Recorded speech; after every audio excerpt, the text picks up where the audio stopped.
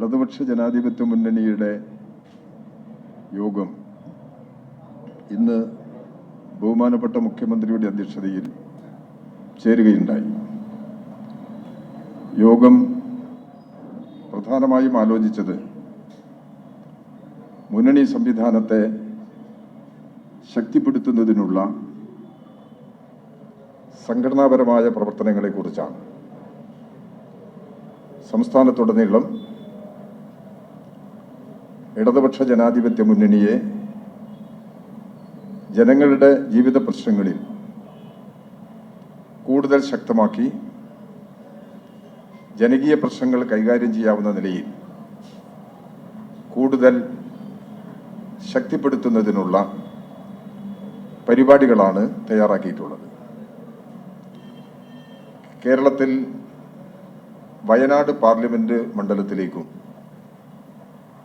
Palakkad Chelakkara assembly മണ്ഡലങ്ങളിലേക്കും ഉപതെരഞ്ഞെടുപ്പുകൾ നടക്കാൻ പോവുകയാണ്. ഉപതെരഞ്ഞെടുപ്പിന്റെ പ്രാഥമികമായ ആലോചനയും ഇന്നത്തെ ഇടതുപക്ഷ ജനാധിപത്യ മുന്നണി യോഗത്തിൽ നടത്തിയിട്ടുണ്ട്.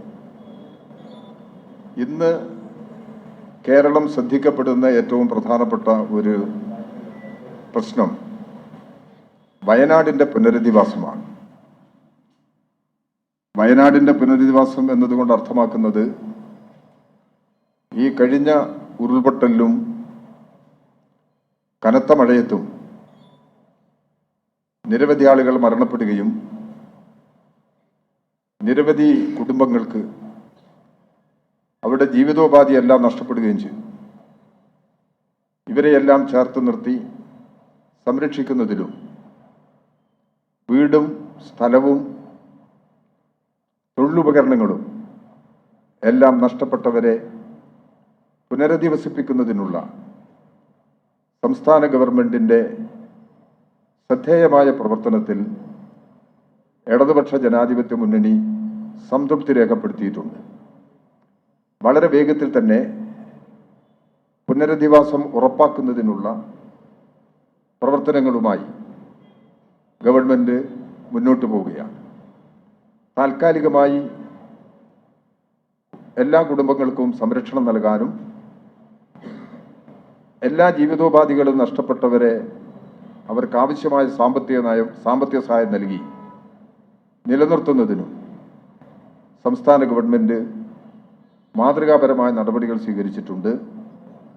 മന്ത്രിമാരുടെ ഒരു സംഘം തന്നെ അവിടെ കേന്ദ്രീകരിച്ച് ഈ പ്രവർത്തനങ്ങൾക്കെല്ലാം നേതൃത്വം നൽകി കേരളത്തിലെ എല്ലാ വിഭാഗം ജനങ്ങളുടെയും എല്ലാ രാഷ്ട്രീയ പാർട്ടികൾ, മതസംഘടനകൾ, തൊഴിലാളി സംഘടനകൾ, കർഷക സംഘടനകൾ, യുവജന സംഘടനകൾ എല്ലാവരുടെയും പിന്തുണയോടുകൂടി എല്ലാവരുടെയും സഹകരണത്തോടുകൂടി അവിടെ ദുരന്തം അനുഭവിക്കുന്നവർക്ക് സംരക്ഷണം നൽകുക എന്ന നിലപാടാണ് ഗവൺമെന്റ് ഈ കാര്യത്തിൽ സ്വീകരിച്ചിട്ടുള്ളത്.